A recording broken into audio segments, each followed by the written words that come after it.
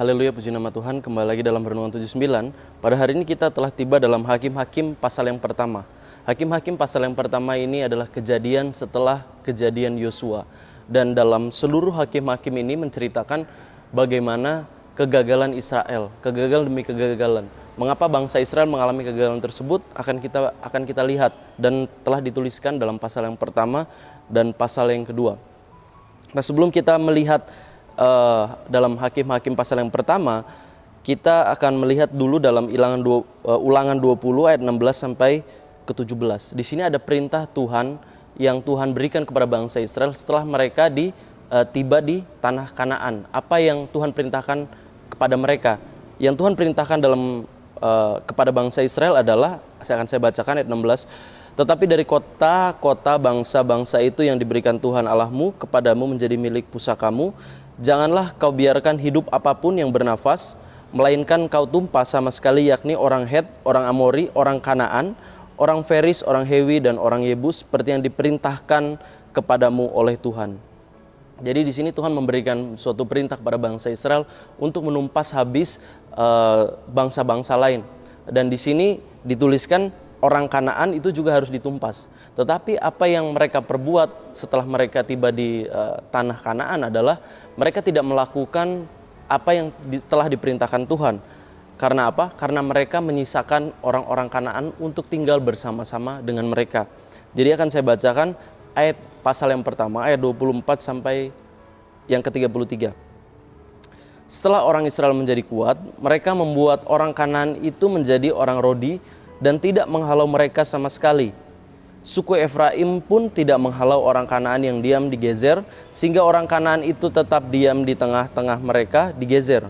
Suku Zebulon tidak menghalau penduduk Kitron dan penduduk Nahalol, sehingga orang Kanaan itu tetap diam di tengah-tengah mereka walaupun sebagai orang Rodi.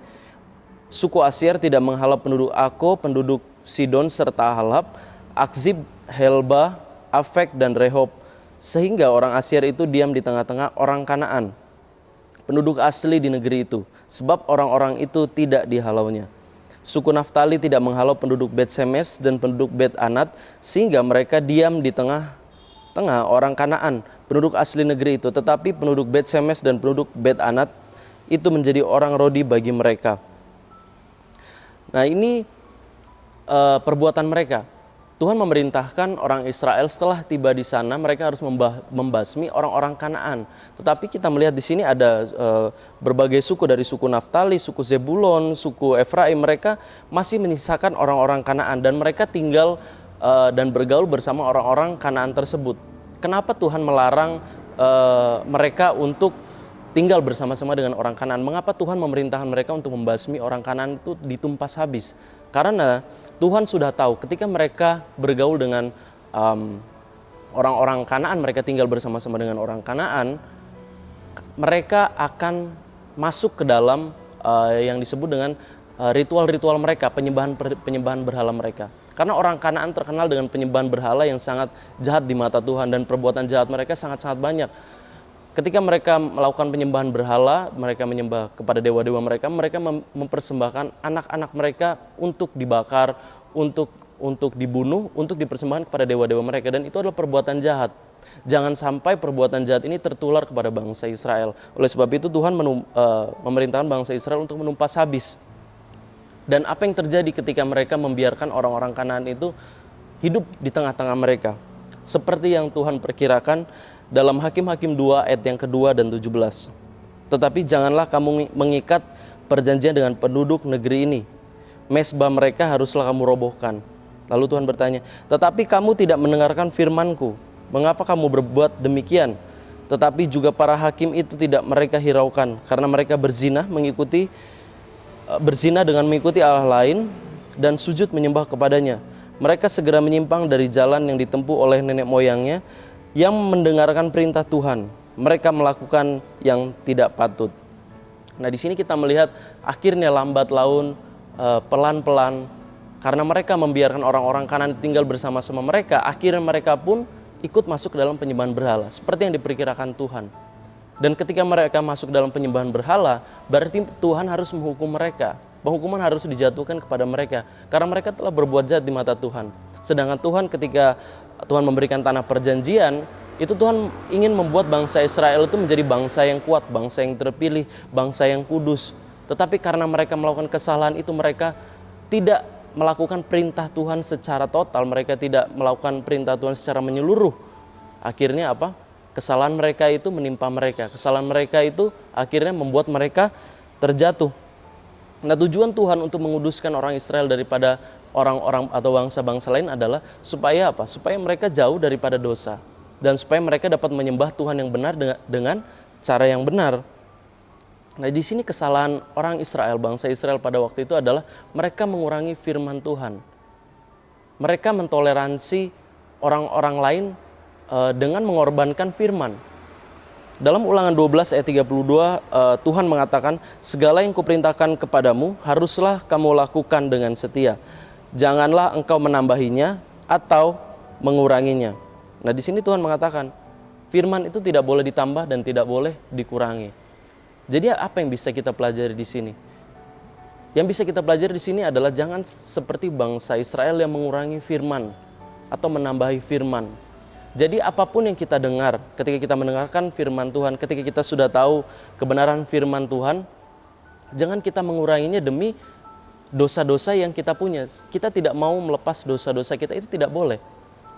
Kadang-kadang memang ada dosa-dosa kecil yang tidak ingin kita lepaskan. Kita merasa seolah-olah dosa ini, nggak apa-apa Tuhan, mungkin satu hari nggak apa-apa, sekali ini aja, ini mungkin yang terakhir. Atau mungkin karena dosa ini tidak terlihat, atau mungkin karena kita merasa bahwa dosa ini tidak mengganggu kehidupan kita. Nah, itu kita sementara mengurangi firman, kita mentoleransi dosa dan mengorbankan firman Tuhan. Akhirnya apa? Kejadian nanti seperti bangsa Israel, dosa itu perlahan-lahan lambat laun, lama-lama akan mengikis kehidupan kerohanian kita. Dan ketika kerohanian kita itu sudah mati, kita akan jauh daripada Tuhan. Dan ketika kita jauh daripada Tuhan, kita pun akan masuk dalam penghukuman Tuhan. Kita pun akan mengalami penghukuman Tuhan. Dan Tuhan tidak mau hal itu terjadi. Tuhan menginginkan orang-orangnya, umat-umat itu menjadi umat-umat yang kudus, umat-umat yang setia, umat-umat yang berkenan di hadapan Tuhan. Jadi kita harus berani melepaskan dosa-dosa kecil yang kita punya atau dosa-dosa besar yang kita punya. Walaupun daging ini begitu mengikat, walaupun seolah-olah mulut ini tidak bisa mengatakan permohonan ampun, kita harus berusaha bertobat kepada Tuhan, melepaskan dosa-dosa kecil itu yang tidak kelihatan mungkin itu dan menyerahkannya kepada Tuhan dan mulai melangkah ke jalan yang benar, mulai mengejar hadirat Tuhan. Itu yang Tuhan inginkan. Karena apa? Jika masih ada dosa kecil dalam kehidupan kita, jika masih ada dosa-dosa yang kita pertahankan dalam kehidupan kita, maka kasih Tuhan itu tidak sempurna dalam kehidupan kita. Dalam 1 Yohanes 2 ayat 15-16, janganlah kamu mengasihi dunia ini dan apa yang ada dalamnya. Jikalau orang mengasihi dunia, maka kasih akan Bapa tidak ada di dalam orang itu. Sebab yang ada dalam dunia yaitu keinginan daging dan keinginan mata, serta keangkuhan hidup bukanlah berasal dari Bapa melainkan dari dunia. Jadi ketika kita tidak mau melepaskan dosa kita, Tuhan itu tidak ada dalam kehidupan kita. Dan pastinya dalam perjalanan kita sebagai orang Kristen, kita mau Tuhan ada dalam kehidupan kita. Kita tidak mau Tuhan itu jauh dari kehidupan kita.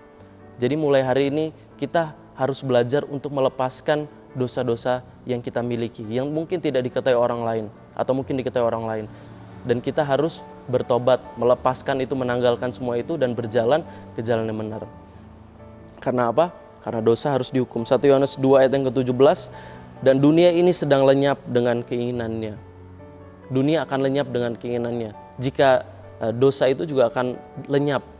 Dan jika dosa itu masih ada dalam kehidupan kita, maka kita pun akan lenyap. Kita pun akan dihukum oleh Tuhan. Dan kita pun akan terpisah dan kita akan menjauh daripada Tuhan.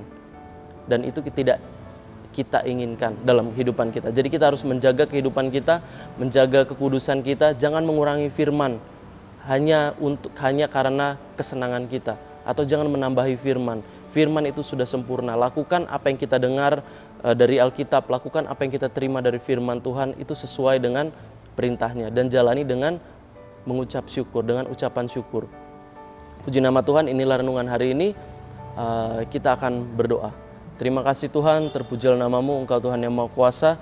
Kami berharap kepadamu Tuhan, kiranya Engkau mengampuni segala dosa-dosa kami. Kami mau bertobat Tuhan, kami mau melepaskan dosa kami, dan kami mau belajar untuk mengikut perintah-Mu Tuhan. Terima kasih, terpujilah nama-Mu, sebab siapakah di awan-awan yang sejajar dengan Engkau ya Tuhan.